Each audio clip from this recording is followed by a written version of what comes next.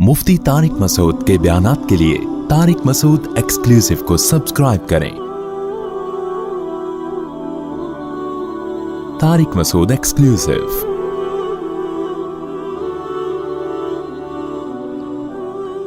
इस्लाम किसी कौम का नहीं है, पाकिस्तानी का, सऊदी का, अरबी का, अजमी का, पठान का, पंजाबी का, सराइकी का नहीं है। यही सबसे बड़ी खूबी है इस्लाम की। अगर इस्लाम किसी कौम का होता तो तुर्कों की खिलाफत उस्मानिया कायम होती।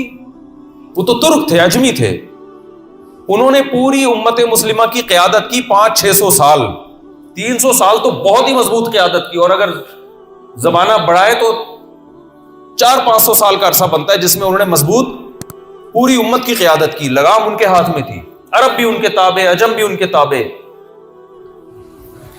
इस्लाम अगर किसी खास कौम का होता तो लोग इस्लाम के नाम पे जिस तरह जिहाद के मैदानों में जाने दी हैं, वो तो सिर्फ अरबी दे रहे होते। अजमियों की बहुत बड़ी कुर्बानी है, जैसे अरबों की, अजमियों की भी। इल्मी मैदान में अजमी कितने आगे बढ़े। चारों इमाम जिन्होंने फिक़ह पे बेहतरीन काम किया, इमाम हनीफा, इमाम मालिक, इमाम शाफी, अहमद बिन हंबल, इनमें सिर्फ इमाम शाफी अरबी हैं, बाकी तीनों इमाम क्या हैं? अजमी हैं, जिनका फिक़ह पूरी दुनिया में फैला।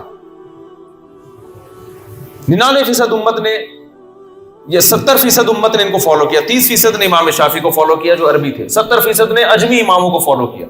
हदीसों में देख लो, इमाम बुखारी अजमी है, अरबी नहीं। बुखारा के हैं, अजमी हैं, अरब उनको फॉलो करते हैं कि नहीं करते? इमाम मुस्लिम अजमी है, सिर्फ इमाम अबू दाऊद या एक दो और इस वक्त मेरे जहन में उनका नाम नहीं है, हदीस के मुहद्दिस के, हदीस के इमाम है जो अरबी हैं, बाकी सारे कौन है? अजमी। तो ये अजमियों ने इतना बढ़ चढ़कर हदीस को भी सीने से लगाया, कुरान को भी सीने से लगाया, पूरी दुनिया में जिहाद भी किया। वजह क्या थी? उनके दिल में ये बात बैठ गई थी कि इस्लाम अरबियों का मजहब नहीं है, ये किसी कौम का नहीं है। पैगंबर अरब में आए, वो तो किसी न किसी कौम में तो आना था, उसमें भी कोई हिकमतें थी, उनमें खास क़यादत की सलाहियत थी, इसलिए अल्लाह ने अरबों में भेजा। लेकिन किसी कौम के साथ ये मजहब खास नहीं है, क्योंकि अल्लाह का दीन है। तो अल्लाह की नजर में देखो, आपकी औलाद में कोई गोरा हो या काला हो तो क्या ऐसा होगा कि मेरा ये वाला बच्चा गोरा है लिहाजा इसको मैं ज्यादा पैसे दूंगा, ये चूंकि काला है इसकी जेब खर्ची 5 रुपए और गोरे की जेब खर्ची 10 रुपए? आप करोगे ये? हाँ, ये जरूर है कि जब दोनों जवान होंगे तो गोरे के रिश्ते ज्यादा आएंगे और जो गोरा नहीं है उसके कम आएंगे, क्योंकि वो तो रिश्ते वाले तो अजनबी होते हैं ना, वो शक्ल देखेंगे। माँ बाप शक्ल, बोलो ना, नहीं देखते।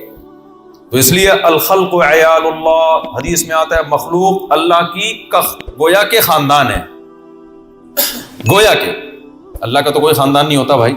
सुनो, कुफर का फतवा लगाते हैं क्लिप चला के। पाकिस्तान में गुस्ताखी का फतवा लगना सबसे सस्ता तरीन, 2 मिनट में गुस्ताखी का फतवा लगता है और उड़ा दो, बम से उड़ा दो, ये कर दो, वो कर दो, केस भी हो जाता है, अंदर भी हो जाता है बंदा। वो आदमी जो सारी जिंदगी नामूस रिसालत की हिफाजत करता रहा, उसकी एक बात पकड़ के वही तौहीन रिसालत के केस में अंदर होता है। ये पाकिस्तान में जो मजहब है नहीं, चल नहीं रहे मजहब पे, लेकिन जज्बातीपन में हम सबसे आगे। वो स्टिकर फाड़ दिया, उसको पकड़ के मार दिया।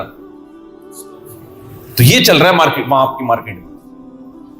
और ज्यादातर बेगुनाह लोग तौहीन रिसालत के केस में जेलों में पड़े हुए हैं, जिन्होंने जो तौहीन उन तस्वुर भी नहीं कर सकते। बेचारे किसी की जबान से गलती से कोई गलत लफ्ज निकल गया, उर्दू नहीं आती, वो उर्दू में बोलते हुए गलत लफ्ज निकल गया, पकड़ के मार देते हैं लोग। बाकी मजहब का हाल देखो, करप्शन देखो, चोरियां चुकारियां देखो। अब यहां किसी ने बताया कि उनका आईफोन गिर गया था, तो घूम घाम के उन्हीं के पास पहुंचा है। हमारा आईफोन ना भी गिरे, डाकू हम पे गिरता है। जिसकी जेब में आईफोन है ना, डाकू खुद गिर के निकालेगा। इस चीज में मजहब नहीं है। बाकी गुस्ताखियों के फतवे लगाने में, और जरा सी कोई बात जबान से आड़ी तिरछी जानकर नहीं निकाल रहा, माफी का मौका भी नहीं दे रहे उसको, अपनी वजाहत का मौका भी नहीं दे रहे। क्या उसको, उससे एक दफा मौका तो दो, आपका मतलब क्या? ये भी नहीं देख रहे पागल है या अकलमंद है। बाज़ दफा पागल होता है कोई बंदा, दिमागी तवाजुन खराब है उसका, उसको तो शरीयत ने वैसे ही माफ कर दिया है। इतनी जज्बातीपन यार। हम डर रहे हैं सबसे ज्यादा। हम इसलिए डर रहे हैं कि हम तो रोजाना सुबह शाम बयान करते हैं, ये डर लगता है कि यार कोई ऐसा ना हो कि कोई ऐसी बात मुंह से जबान से लुढ़पड़ा जाए। इंसान है ना, लोग कहते हैं कि सोच के बोलो। भाई इंसान जितना भी सोच के बोले, جو زبان کی مسٹیک تو انسان کا حصہ ہے. کلکم خطاؤن، حدیث میں آتا ہے سب خطا کار ہیں. یہ ہو نہیں سکتا آپ 100% ہر چیز میں ایکوریسی پیدا ہو جائے آپ کے. تو سوچ کے بول. ڈاکٹر ذاکر نائک کے بیچارے کا کیا حشر کیا تھا. ایک لفظ انہوں نے بول دیا نبی صلی اللہ علیہ وسلم، کوئی میت کے بجائے مردہ کا لفظ بول دیا، ایسا کچھ لفظ بول دیا. ان کی زبان اردو تھوڑی ہے بھائی، اس کو پکڑ کے کیسے گستاخی کے فتوے لگے. اور پھر وہ جنید جمشید کو تو ڈپریشن میں چلا گیا تھا بیچارہ. تو خیر یہ جذباتی پن مارکیٹ میں چل رہا ہے، اور اس میں زیادہ بولوں گا تو پھر بولیں گے یہ ہے کوئی گستاخ ہے جو اتنی زیادہ اس پہ تقریر لمبی چوڑی کر دی اس نے. خیر بات کو سمیٹ کے میں ختم کرتا ہوں، ہمیں آگے بھی جانا ہے. تو میں یس کر رہا تھا بھائی، کیا بات کر رہا تھا ایک دم گستاخی پہ کہاں سے آ گیا. کوئی بات خاص لے کے چل رہا تھا میں ہے. ہاں، الخلق عیال اللہ، یہ مخلوق اللہ کا کیا ہے. حدیث میں آتا ہے اللہ کی عیال ہے. جیسے ہمارے ایک فیملی ہوتی ہے نا، تو مجازن اس کو فیملی سے، خاندان سے تعبیر کیا گیا. تو جیسے ہمارے بچوں میں کالے گورے میں ہم فرق نہیں کرتے، تو اللہ میاں بھی عربی، اجمی، پٹھان، پنجابی، مہاجر سرائکی، سیال کوٹی، پنڈی اور پنڈی بھٹیاں اور سکھر اور سندھی بلوچی، اللہ بھی اس میں کوئی فرق بولو نہیں کرتے. کلکم من آدم و آدم من تراب، حدیث میں آتا ہے سب آدم کی اولاد اور آدم مٹی سے. اور کمال کی بات ہے آدم علیہ السلام کی 2 بیویاں کیوں نہیں تھیں. لوگ مجھے یہ اعتراض بہت کرتے ہیں کہ مفتی صاحب 4 شادیوں کی بات کرتے ہو. تو آدم علیہ السلام جب دنیا میں آئے تو ان کی 4 بیویاں ہونی چاہیے تھی نا. ان کے لیے اللہ نے 1 بیوی کیوں بنائی. لوگ یہ دلیل دیتے ہیں کہ اس سے پتہ چلتا ہے نیچرل 1 ہے. اس کا جواب سن لیں، نیچرل 1 کائنڈلی نہیں ہے. یہ ایک نیچرل ہے. دنیا میں کوئی مخلوق میں نر ایک مادہ نہیں ہوتی اس کی. اور یہ تو اب تو میڈیکل سائنس ڈاکٹروں نے اس کا اعتراف کرنا شروع کر دیا ہے کہ بھائی مرد، اسلام تو یہی کہتے ہیں، اس میں تو بہت سارے دلائل ہے کہ اصل اسلام میں حکم زیادہ بیویوں کا ہے. مجبوری میں 1 شادی ہے کہ عدل نہیں کر سکتے تو چلو فی الحال 1 پہ گزارا کرو. یہ ہے اسلام میں. یہ زیادہ نہیں میں بولوں گا، اس پہ آپ لوگ ایسا نہ ہو ڈپریشن میں چلے جائیں. تو نہیں جائیں گے. اچھا تو آدم علیہ السلام کی ایک زوجہ اس لیے تھی کہ لوگوں میں بھائی چارگی پیدا کرنا. اگر آدم علیہ السلام کی 2 بیویاں ہوتی نا تو یہاں والے کہتے ہیں ہم دوسری وائف کی اولاد میں ہیں، یہاں والے کہتے ہیں ہم آدم کی پہلی وائف کی اولاد میں ہیں. اللہ نے کہا جیسے سب کا باپ ایک ہو سب کی ماں بھی کیا ہو، تاکہ اب پٹھان پنجابی مہاجر کا فرق ہمیشہ کے لیے ختم ہو جائے. ارے بھائی ہماری تو ماں بھی ایک ہے اور ہمارا تو باپ بھی ایک ہے. یہ حکمت تھی اس میں. اس لیے اللہ تعالیٰ نے آدم علیہ السلام کے لیے زیادہ بیویاں نہیں پیدا کی، والا ایک ہی، تاکہ سارے انسانوں کی ماں کیا ہوگی.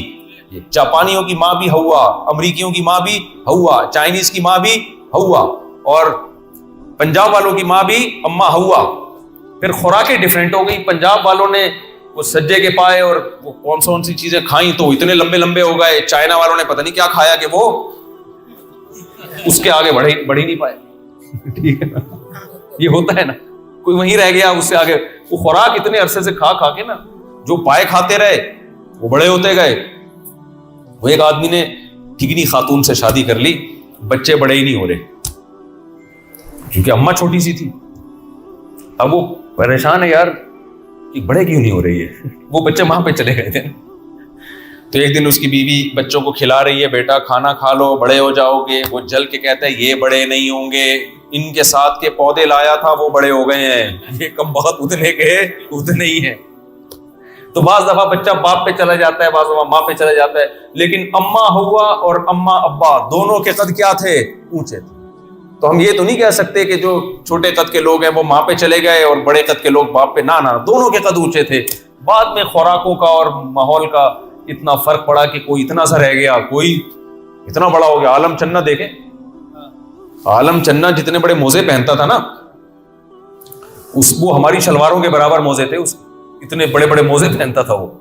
تو کوئی کہاں چلا گیا، کوئی اتنا سا رہ گیا.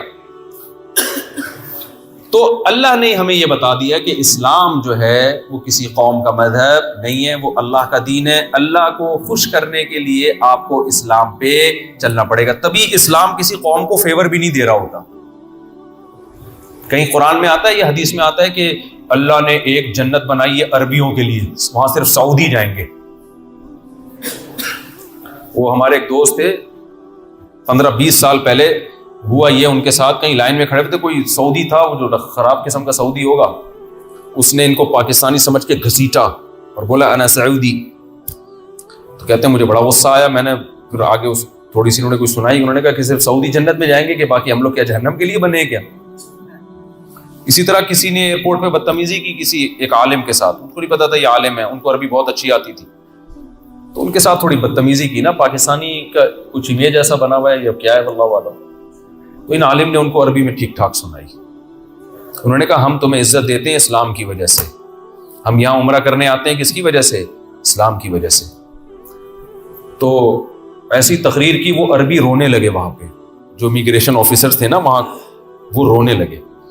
تو وہ عالم جب واقعہ سنا رہے تھے تو پہلے تو کہہ رہے تھے عرب بہت برے ہوتے ہیں, کہ بہت ہی برے ہیں جو ہمارے ساتھ یہ سلوک کر رہے ہیں, لیکن پھر کہنے لگے یار جب میں نے ان کو نصیحت کی سارے رونے لگے, مجھے لگا یہ بہت اچھے ہوتے ہیں. ٹھیک ہے, اثر بھی بہت ہوا ہم کے اوپر. ہم نے کہا ہم تو تم یہاں آ رہے ہیں عمرہ کرنے, بھائی بیت اللہ کی وجہ سے, اگر یہ بیت اللہ نہ ہوتا ہم تمہیں لفٹ نہیں کراتے. تو لیکن ان میں بہت سے اس بات کے معترف بھی ہیں. ایک عربی سے سعودی سے میری ملاقات ہوئی 2 مہینے پہلے, انہوں نے کہا اعزنا اللہ بالاسلام, ہمیں اللہ نے جو بھی عزت دی ہے کس کی وجہ سے دی ہے, اسلام کی وجہ سے. تو اسلام کسی قوم کو فیور نہیں کرتا کہ عربیوں کے لیے الگ جنت, اجمیوں کے لیے الگ جنت. نانا قوم پرستی کی جڑیں کاٹ دی اسلام نے. حضرت بلال حبشی جو حبشہ کے تھے, رنگ بھی سیاہ تھا ان کا, ان کے قدموں کی آہٹ نبی نے فرمایا کہ میں نے جنت میں سنی. تو آپ کا فرض بنتا ہے بھائی آپ اس قوم کو بھی بتاؤ کہ اسلام پاکستانیوں کا مذہب نہیں ہے, اسلام سعودیوں کا مذہب نہیں ہے. اسلام کس کا دین ہے, اللہ کا دین ہے, جو اس نے اپنے بندوں کی ہدایت کے لیے آسمان سے نازل کیا. اور آپ کے پاس نجات کے لیے اسلام کے علاوہ کوئی آپشن نہیں ہے. اسلام کی طرف آ جاؤ تو خوشیاں ہی خوشیاں ہیں. جو چیز کمی ہے آپ میں وہ پوری ہو جائے گی جب آپ اسلام کی طرف آؤ گے. ایک خدا کی عبادت, انسان کو خدا چاہیے, یہ اس کی فطرت کا تقاضا ہے. نہیں ملے گا وہ جھوٹوں کو معبود بنائے گا. بنا لیا نا پتھروں کو معبود, گائے کو معبود, بندروں کو معبود, چوہوں کو معبود. اس کا پتہ انسان کی نیچر ہے وہ اس کو معبود چاہیے. تو اسلام آپ کو ایک خدا کی عبادت کی طرف. یہ جو خاتون مسلمان ہوئی ہے نا ابھی آج, بھائی یہاں کوئی جیپنیز ہے نا, یہ پورا بیان ان کو ترجمہ کر کے بتائیں ان کو, کون کوئی ذمہ داری لے, ابھی ان کو پورا ٹرانسلیٹ کر کے آج کا بیان سنائے. کہاں ہے کوئی ہے؟ ہاں آپ کی ذمہ داری ہے. کیسے کرو گے, یہ ذمہ داری ہے آپ کی, ٹھیک ہے نا. ان کو سکھا دینا, یہ اوریجنل جیپنیز میں سمجھا دیں گے. تو ایک خدا کی عبادت. نمبر 2, 5 وقت آپ نے, اسلام آپ کو عبادت کا طریقہ بھی بتاتا ہے. دنیا کے دیگر مذاہب عبادت کا طریقہ بتانے میں بھی عاجز, تبھی ہر جگہ الگ ہی طریقے سے عبادت ہو رہی ہے. آپ بدھسٹ مذہب کی عبادت برما میں دیکھیں گے الگ اسٹائل کی ہے, چائنا میں دیکھیں گے الگ اسٹائل کی ہے, جاپان میں دیکھیں گے الگ اسٹائل کی. ہماری نماز پوری دنیا میں سیم.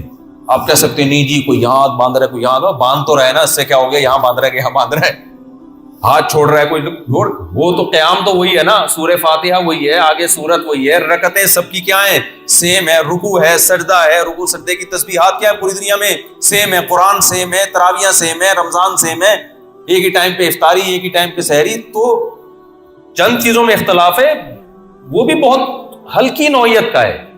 جو ہاتھ یہاں باندھتے ہیں وہ یہ تھوڑی کہتے ہیں یہاں باندھ لیا تو نماز نہیں ہوگی, اور جو یہاں باندھتے ہیں وہ یہ تھوڑی کہتے ہیں یہاں باندھ لیا تو دائرہ اسلام سے خارج ہو جاؤ گے. رفع الیدین بھی ہے, نہیں بھی ہے, تو یہ اور یہ سب چیزیں نبی سے ثابت بھی ہیں. تو اللہ نے اپنے نبی صلی اللہ علیہ وسلم کی تمام سنتوں کو ہمیشہ کے لیے محفوظ کر لیا. تو یہ چیز آپ کو اسلام میں نظر آئے گی. نماز بھی محفوظ ہے, زکوٰۃ بھی محفوظ ہے, رمضان بھی محفوظ ہے, حج بھی محفوظ ہے, قربانی بھی محفوظ ہے. تو اب بھائی سب چیزیں محفوظ ہیں, لیکن عمل کون کرے گا؟ وہ میں نے اور آپ نے عمل کرنا. تو تھوڑا سا پریکٹیکلی مسلمان بننے کی کوشش کریں, کیونکہ ہماری باتوں سے دین نہیں پھیلے گا بھائی, ہمارے عمل سے دین پھیلے گا. اور جب تھوڑا بہت دین پہ چلیں تو اپنے کردار کو ان سے بھی زیادہ ایک نمبر بنانے کی کوشش کریں. ایسا نہ ہو کہ آپ نماز پڑھ رہے اور ادھر کسی جاپانی کے ساتھ 2 نمبری کرتے ہوئے پکڑے گئے, تو وہ کیا بولے گا, وہ تو مرتد ہو جائے گا, وہ تو دین سے پھر جائے گا. تو اس لیے دین سے مذہب سے محبت کریں, اپنے عقیدے کو مضبوط کریں, نماز قائم کریں.